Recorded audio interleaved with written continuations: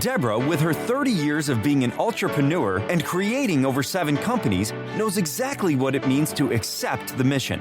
When you make that decision, when you accept the mission to become a solopreneur, to take yourself and your talents to market, then you embrace a life of not only unlimited possibilities, but also the unknown. It's an elixir of fear and bravery that only someone who's taken the leap really understands. On our show, Deb digs deep with her guests to highlight what you, the listener, wants to know.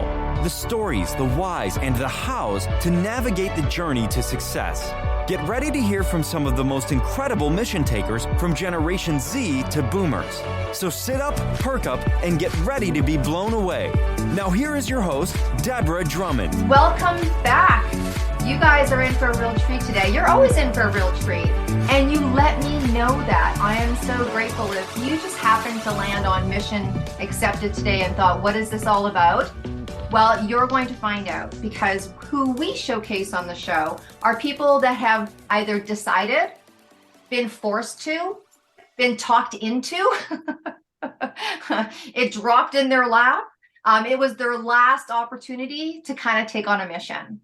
So you get to laugh with us, and sometimes you're going to laugh at us on what it's like to make that decision to become an entrepreneur. We're super excited. As you know, Mission Accepted, we know that entrepreneurs go all the way from Gen Z all the way to double boomer, and it is a whole new world out there of people taking on the mission. You're super lucky today because we're gonna do like Family Feud. We're gonna do Family Feud version of Mission Accepted. You know, there was a time when people did, businesses and families, and it was like there was a lot of like restaurants did, family business, or franchise did family business, or for me, the post office down the street, which I'm at all the time, it's a family business. But here's the really cool thing is that there's entrepreneurs that have entrepreneurial children that are not doing the same business. They don't want to work together, but they support each other.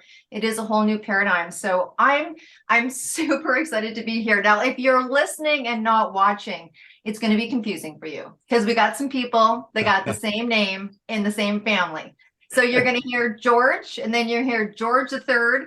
We're going to have to figure out who George the second is. That's a question that we'll have to ask. What happened to Curious George number 2? All right. And then you're going to hear from Ocean as well. And if you've been on the show and you follow the show, that you know that Ocean's the co-host, and he's always popping on when we've got this Family Feud going on. So let me introduce these people properly, because it is a big day. It is a big day for George, because he is actually launching his second book today. So this guy is a serial author at this point. And the last time I had a conversation with George, he was already talking about book number 3, or I think I was kind of telling him, I think you've got a third book inside you. He exactly. As well, right? He as well is a podcast host, and I'm going to let him tell you more a little bit about that and why he would call his show Self-Mastery. Interesting. And George number 3, he also has a podcast. These guys both, everybody that's here today has a love for sport. Mine happens to be ocean swimming. We've got Ocean, who's totally into surfing and who is a fitness enthusiast. And then we've got George number 1, who spent 15 years being a selected coach for Nike and Adidas in basketball. And then we have the ultimate football. We have the ultimate football star here, and that's George number 3. He was drafted by the Jacksonville Jaguars in 2003. And after playing 6 good seasons with them, he signed on with the New York Giants. Everybody has gone in their own way and doing their own thing. But it's beautiful to see how business and family can, bring you together in a whole different way. It's a different coffee table, right? It's a different conversation that's happening around the dinner table. It's like, so how was your business today? You want to be on my podcast? Sure, I'll be on your podcast. I'll endorse you. Let's endorse you. Hey, let's do a Facebook Live together, or like, let's do something on LinkedIn, or, let's do a collaborative project together. It really is a different world, and I'm super excited to have you all here. And everybody's doing just the coolest stuff, but George Sr., George, author whose book is launched today. Let's kind of start with you and share with us what's going on for you today, because this is a big one. This is a huge day for me. And like you said, it's my second book. I can't wait for everyone to get this book in their hands. the black and white of baseball, overcoming bias in baseball and life. And it's really predicated around the sport of baseball, because the sport of baseball it coincides with the sport of life, and it all evolves around itself. So when you get it in your hands, it's gonna change your life. I was reading this last night, so I was super fortunate. This got couriered to me very quickly, I think within one day. And so as I got it last night, I was reading some really incredible things in here. And you know what? That's why I love how your show's called Self-Mastery. Because when I was reading in here, particularly the story of your grandson and just kind of how that happened for him and how he had a, let's say, less than displeasing experience on the field, right? Yes. And how he dealt with that, and how when he came to you and he was just like, super upset, he was having an emotional experience. And when the words that you shared with him on how he was able to contain himself, that really is the lessons of life that you're just talking about. That self-mastery, where sometimes when you're in the moment or you're having things happen to you, look, I don't really care how old you are, you've had things happen to you. And in that moment, you've had that choice, right? That choice of, am I going to rise to the top? Am I going to contain what's going on? Am I going to find the right place for it with the right people? Because you know what? Having the right people to have those emotions with, or those conversations with, that's that safety people. That's that hang out with the top 5. That's the having someone who's in it with you. And I think that's one of the great things about, the entrepreneurial family that's starting to really merge, is having those conversations. Because look, we go into the world of entrepreneurship, high level sports, right? I mean, Ocean, his experience, just so I don't want to feel like I've left him out. Not only is he a fitness enthusiast, but he's a music enthusiast. And this guy is an incredible artist. It started at 10. This guy went and made his first pair of Nikes when he was 16. There he was sewing, and has become an incredible fashion designer, and is now, George, just falling right behind you. Within weeks, he'll be launching his streetwear fashion. And so when you're in those moments, it's those moments like that your grandson had that you talk about in this book, that really, it's those internal moments of self, right? It's like, how do you master yourself in a crisis? How do you master yourself when you're doing that alone trip? So I'd love to talk to George number 3. Someone tell us what happened to George number 2, please. But George, you've done some incredible things. I mean, being, moving even from one football team to another football team. You're now, working with people in Harvard in your sport. You've done some great stuff with the military. Tell us kind of what it's like. Was your dad an entrepreneur when you decided to break off? Because this is your second career, right? Entrepreneurship, yes. Investor. Tell us a bit about you.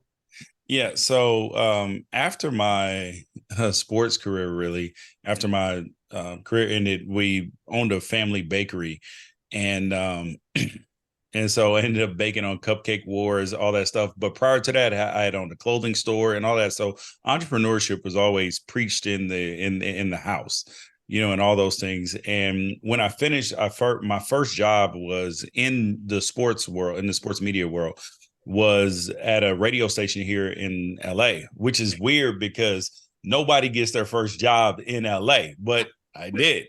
And so I landed the job, and to make a long story short, they were not considering me at first, but they needed somebody to test with all the legitimate candidates, and just kept getting better. And I grew on them like a fungus, I guess, and they couldn't get rid of me. And so that's how I got that job. And then from there, people heard me. I got a chance to do TV work from there. And then there were some changes over at the network that I was at. So I was under contract and I wasn't working, and I couldn't work anywhere else. So I'm under contract. They're paying me, couldn't work anywhere else. And then when you're kind of in the media world, if you're not working, it feels like you're kind of gone by. And it was frustrating to me. So I said, okay, hold up. I cannot be in a position where I am subject to being hired and fired in a way that, that doesn't make me feel comfortable in a business it's different if you're an accountant or you're a doctor or you're like, those are more steady careers. And so I wanted to have that flexibility. So to be able to still work for a network now with Sirius, and then with Fox, with Fox Sports. But the difference is that even if that goes away, like I'm still independent on my own. So Mhm. so that gives me, and one of the things that it's done is I think it's hard for people at times, particularly in the media world, when you are beholden to somebody else, beholden to sponsors, beholden to all these people. I mean, granted, everybody is on some level, but I know plenty of people who are intimidated or scared to say certain things that they really truly believe, because they're like, oh, what if the bosses don't like it? I might get fired. Or what if the fans don't react properly? And that's always something that I've always been committed to, is like being as honest as possible on my show. That way people are, just allows people to connect with you in a different way. So it took me a while to find my voice because you think this is what somebody on the radio is supposed to sound like. And if it's not you, it's not you. So for me, just being able to have that freedom to speak my mind, speak my truth without that fear, is the reason why I called my website The Unafraid Show, was because nobody, like, there's no fear here. Like, we come from things from a place of love and all of that, but love is not all, it doesn't always show up as a hug. Sometimes love is saying, hey, yo, you are messing up right now, this is the wrong thing. So yeah. Well, and you know what? That sounds like something that someone could learn in a house. I don't know what house you had, but sometimes my kids have been like, you're kind of ripping the Band-Aid off a little quick. But I was gonna ask you, where did that Unafraid Show name come from? And I think I love your angle on that, in the sense that there's this whole authenticity wave. We're all hearing the wave of authenticity, be yourself, but you're very accurate in saying that when you have sponsors, or you've set a precedence of who you are, sometimes it's very difficult when something's going on. I talk about this, like the transparency of what it's like to be an entrepreneur, or to be a parent, or to be successful. And a lot of times, the more you are seen in the media, you go up that success ladder, it gets more difficult to be real, because you think that it's going to cost you. Yeah, and I think that's why it's important to be real from the beginning, because if people understand who you are and they understand some of your shortcomings, then there's not that expectation for perfection. Because if you brand yourself as perfect, I don't mess up and I'm always doing the right thing, then people are going to hold you accountable for that. And they see anything other than that, they're going to be like, you liar, you hypocrite. But if you paint yourself as, listen, I try to do the best I can.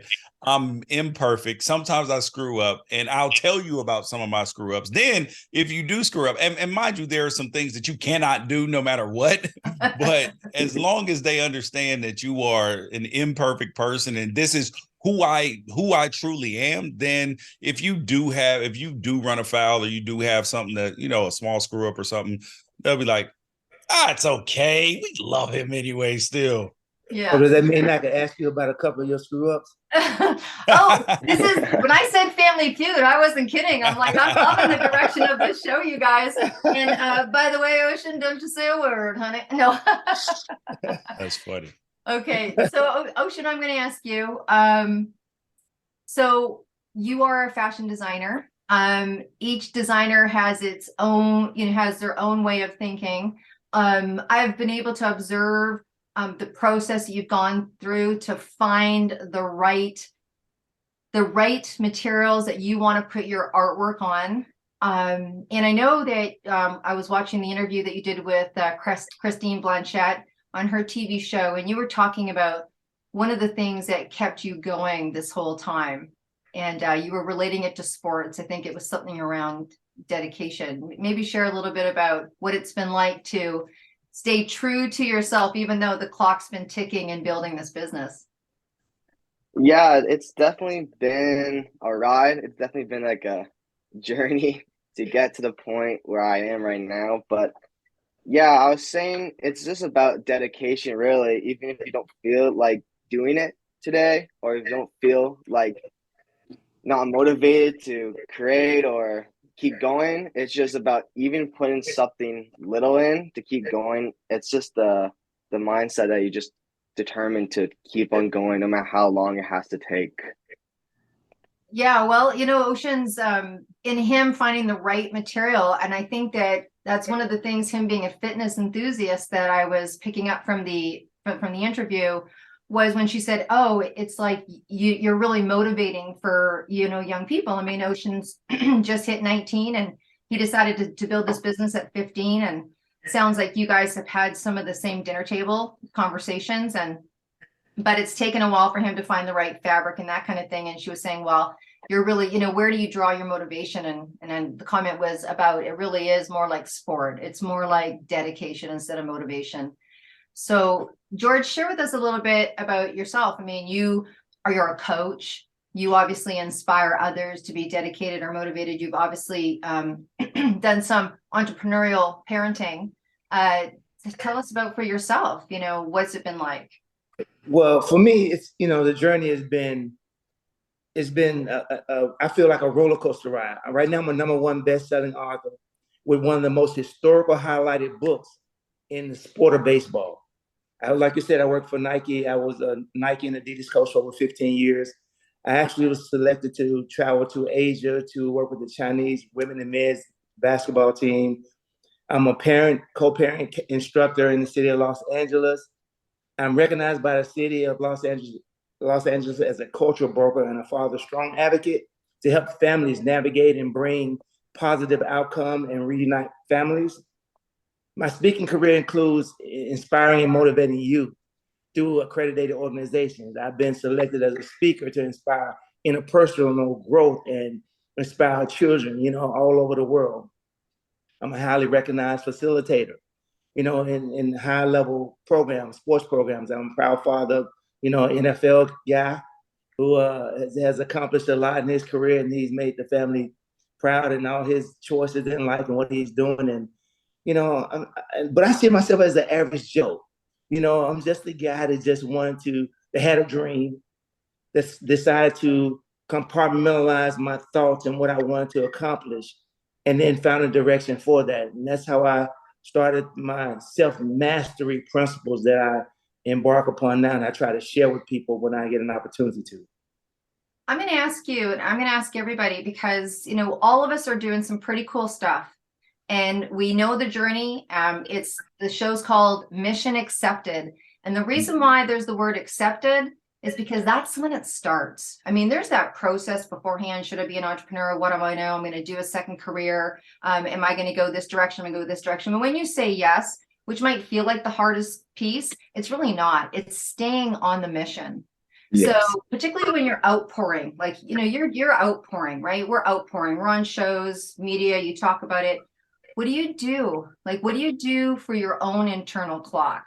How do you keep on point for yourself? Like, where's that internal happiness factor? Where do you go to get filled up? Well, for me, I mean, I keep a journal, and I call it my gratitude journal. But in a certain sense, it's a spiritual journal for me as well. Because every day, well, pretty much every day, but for at least 1.5 years straight, without fail, without miss, I wrote down everything I was grateful for in that moment every morning. But it ended up being almost like a spiritual journey, because I was able to track and keep account of all the things that I was believing for. If I wanted a house, if I was for this book, for just different things that were transpiring in my life, and I was able to go back and check off each one of those things that had come into fruition in my life that year. And it really sparked on something that I do now today. Awesome. And George, number 3, yep. you have, I don't know how old you are, because everybody just looks fantastic. For some people, they're like, their wildest dreams, you've already lived them. Their wildest dream is they wake up and they're like, man, what it would take to like play in the NFL. That's my wildest dream. You've had a great career thus far. How have you managed that? What was it like to go from one to another? I think that sometimes is very difficult to go from something you love to something you love. Well, so tell us a little bit about you. How do you keep yourself? Well, now it's easy. I'm 42 now. It's a lot easier. But when I finished playing when I was 30 years old, I mean, it's tough because there's always a transition. And sometimes people don't always recognize that it's not about how much money you make. It's not about how much success that you have, any of that. Whenever you finish playing football in particular, it's not like there's no transition period. There's no oh, we kind of, where if you're a lawyer, you may be working every day and then you're like, I'll contract with some people. Like you kind of like taper it down until you're like, I don't want to do this no more, right? So you're either in the club or you're not in the club. So you either can get in the building or you can't get in the building. There's no in between. And so something that you've been doing for, so long in your life, decade more, in most cases, more than half your life, then all of a sudden, one day it's gone. And then the majority of time, for the majority of people, you played your last game before you knew you played your last game. So whether it's, I mean, if you have a significant injury, then you know that it's over, but you played that game and you had no idea to like grieve it and be like, oh, let me soak this all in and all that this will be over in 3 weeks, So so it's a mental adjustment. It takes a while. And at that point in time, I didn't really understand how important it was to have things outside of football. Like my entire identity wasn't wrapped up in being a football player, even though a lot of people's is. I just didn't have a straight path plan, if that makes sense, because your entire life has been planned for you. So when you're from kindergarten to 12th grade, somebody else makes your entire schedule for you, and your life is planned for you from K to 12. And then if you play sports, the coach plans your schedule. Then you go to college, you get a little more freedom. But the football, if you go there to go play football, the coach and your football schedule drives your school schedule.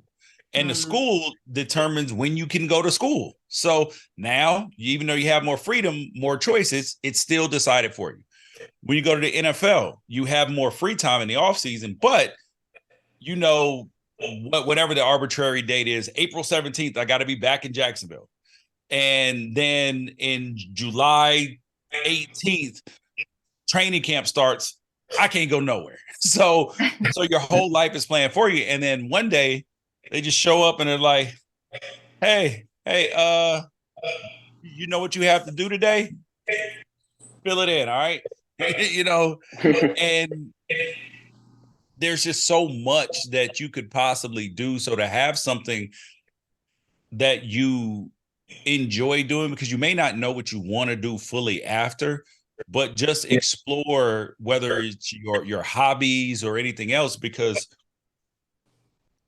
I tell my kids this, when they're like, because people have these, because the world has changed a lot. So they have these ideas. Oh, I got to go be a doctor, got to be a lawyer, got to be an engineer, got to go. I'm like, do whatever it is, whatever you like, whether it's building robots, trying to be a doctor, staying in sports, whatever it is.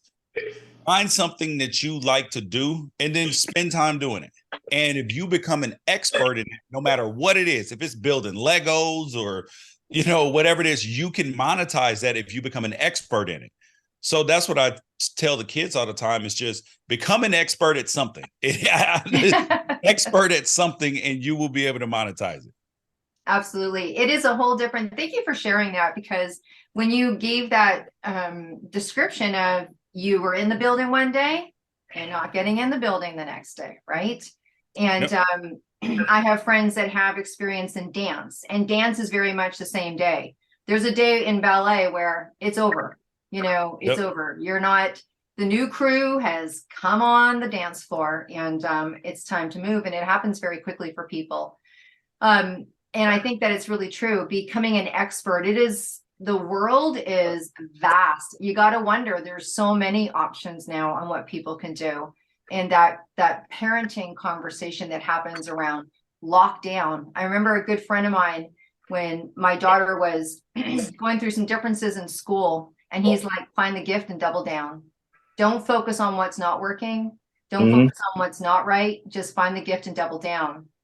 So, Ocean, how about for you? I mean, you're building your first business. You've fallen in love. You were AKA sneakerhead before I ever knew what that was at 12 years old. I'm like, I'm getting dragged to sneaker conventions going, where am I going? What do you do to keep yourself motivated? What do you do to keep yourself on path? Because honestly, as a teenager, one of the things that I always say, it's very interesting that you've got this whole new movement of entrepreneurs coming up. But I mean, do you guys remember what it was like to be a teenager, right? I mean, sometimes it's hard to stay locked down. There's a lot of things going on. There's like, other people that look really good. There's lots of stuff going on. There's movies, friends are going out, friends are going to parties, that kind of thing. And it's hard, I think, to stay locked down.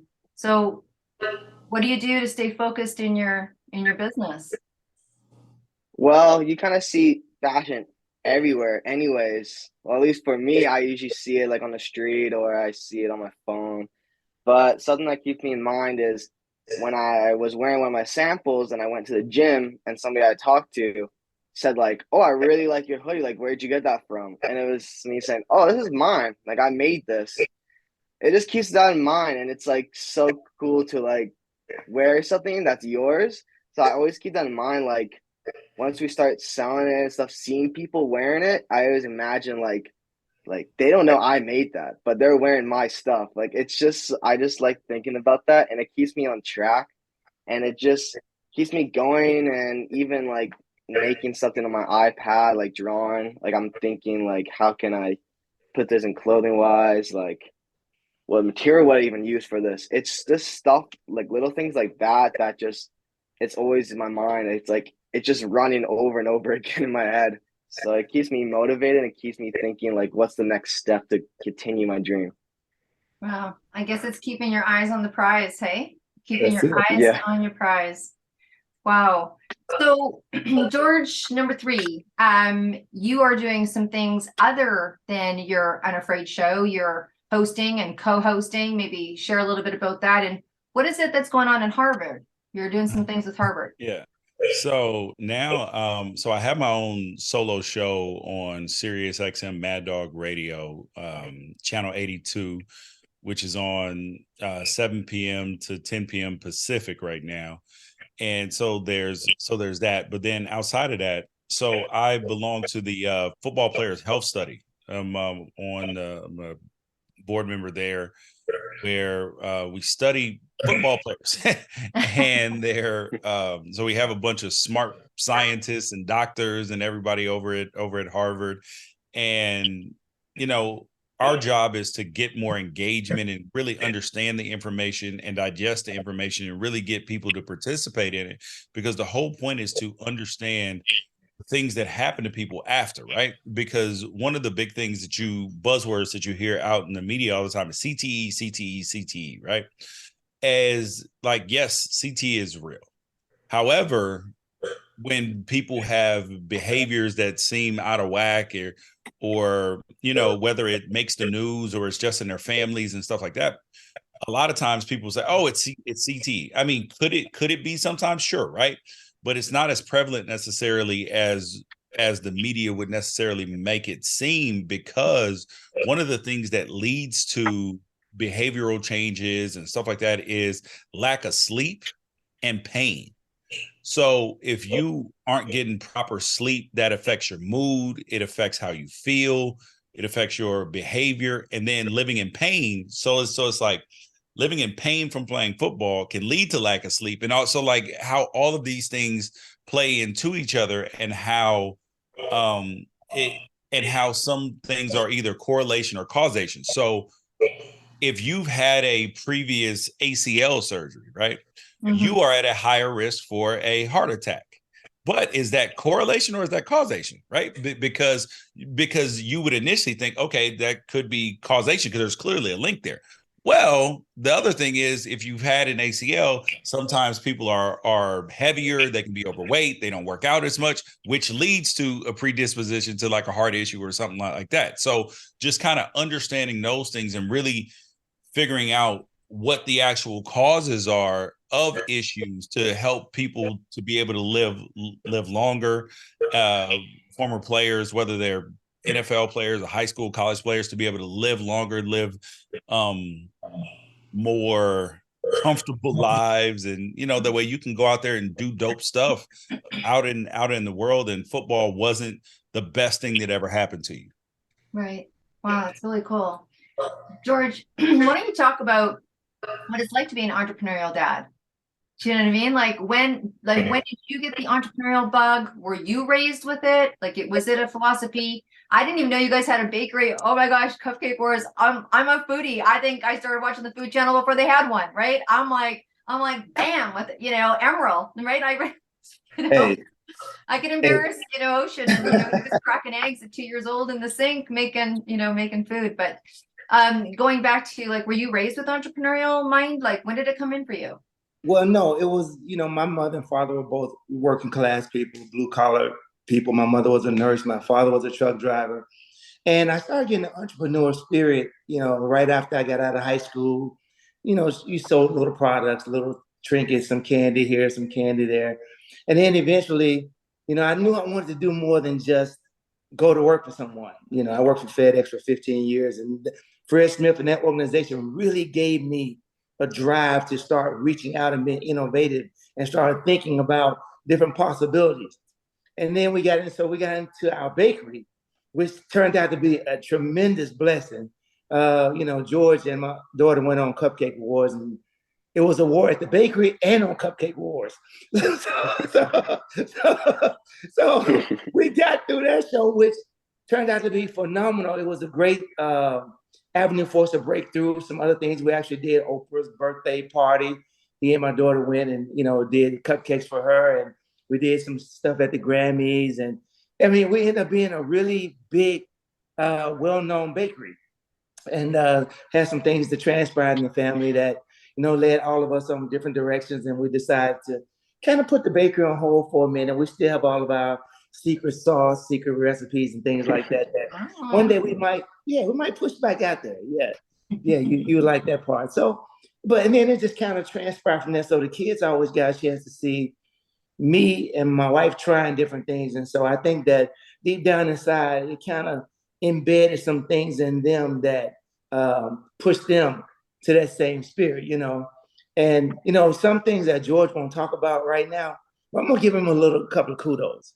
Since I got a chance, I'm gonna give him a couple of kudos. And this also, I want to inspire Ocean and every other young person that gets a chance to listen to this show, or a parent that hears it. What you don't know and what you don't hear, George had a speech impediment when he was younger. All the way through high school, he stuttered really bad. And so my wife would always say, slow down, George, slow down, take your time. And he overcame that, throughout his years in college, and just really just, and now he's on TV, he's on shows, and he's speaking. And who would have thought? I know sometimes in his own mind, he has to say, he won't give himself credit in some instances, but to do what he's done, to be, have to deal with that stigma and going on, through that whole course of things, and just trying to figure it all out and accomplish. No one would ever know it unless he spoke on it, and his ability, like I talked about, compartmentalizing things. I told him this once: I've never seen anybody that can get focused like he can. No matter what he's going through, he's able to put it aside, deal with this issue, and then I'll come back to that when it's available. And he's always made time for his family. Always. He got a lot of kids though, so A lot of cupcakes. You know what? I appreciate you saying that, George, because you know what? Sometimes, and I know parents. One of the things that we're awful at, George. We just double down and we embarrass them on camera. Yeah. And Ocean's like, Mom, stop. And I'm like, no, I'm so proud of you. Look, he's doing it right now, right? It's like, you're gonna hate me in the moment and you're gonna love me later. Maybe. Yes. But I'm your mom and I'm your dad. So you can't not show up at Christmas time. So and I think that it is inspiring and it is motivating, I think, being able to share those kind of aspects of yourself. And, George Third, you talked about that earlier about, when you're ready and sharing and being transparent and being real. I think that's the biggest thing that's inspiring people these days. I think it's just about being you. Well, yeah, I mean, that's where my dad has inspired me too with the author with writing a book. So I'm actually writing a book right now too. It's called Stutterbox. It's about, so that's the name that people called me when I was young.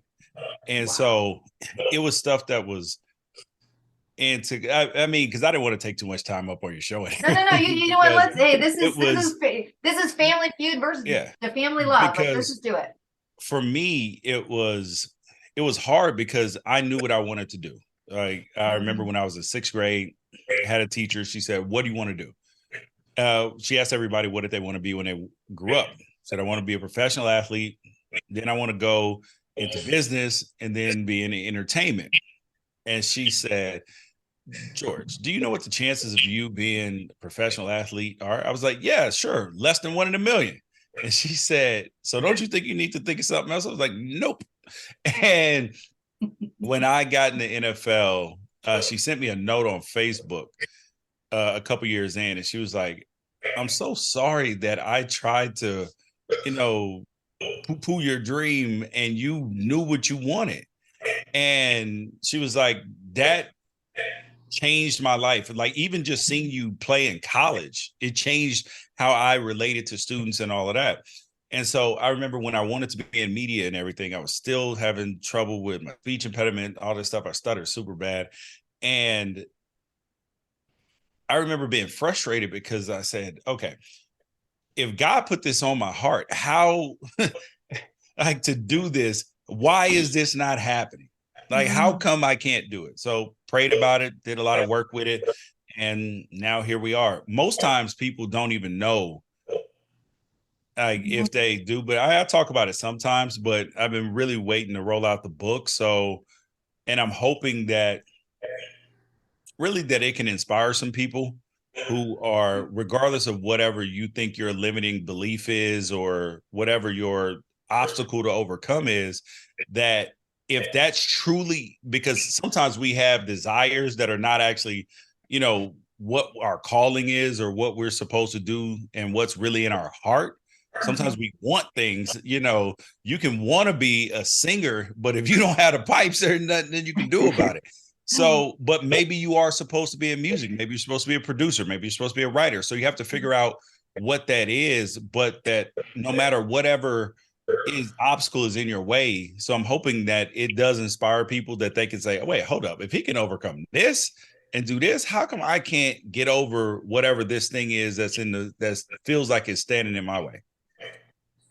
Absolutely. And it's interesting. There's what people see and what we know, two different things. So a lot of times people are like, oh, how are you so good on camera? Well, there's things called speech coaches. There's things called, people that'll help train you. A lot of reps is what it is. Yeah, right. A lot of practice, a lot of blowing it off, right? But what people don't see, right? What people don't see is the work behind the work. And I think that's what kind of stops people when they get to a certain point, or they start going forward, like you said, and it's like, this is difficult. I'm running against a block. I'm running against a block. I'm running against a block. If this is what was put on my heart, if this is what's inspired, it's like Ocean said, like it's in there. He looks at clothes. He's like, I see him. He looks at people walking down the street differently than I do. I'm like, that guy's cool. He's like, are you kidding? He's got Yeezys on. You know what I mean? Like he just nails out his stuff. He just knows his fashion and he gets inspired in a different way. But at a certain point, you come up against yourself. Like at a certain point, you can come up against yourself. And there is a plethora of people that are willing and have skills that you don't have, that one, you can tap into, or two, can teach you what you need to know. I think that resilience and perseverance, guts and glory, are all part of being a successful entrepreneur. Everybody thinks that everybody who is successful or has success or whatever is some genius, or that's not 99% of the time. That's not true. The difference is when you listen to a lot of very successful people talk, they say the difference between them and everybody else is that they just don't quit, and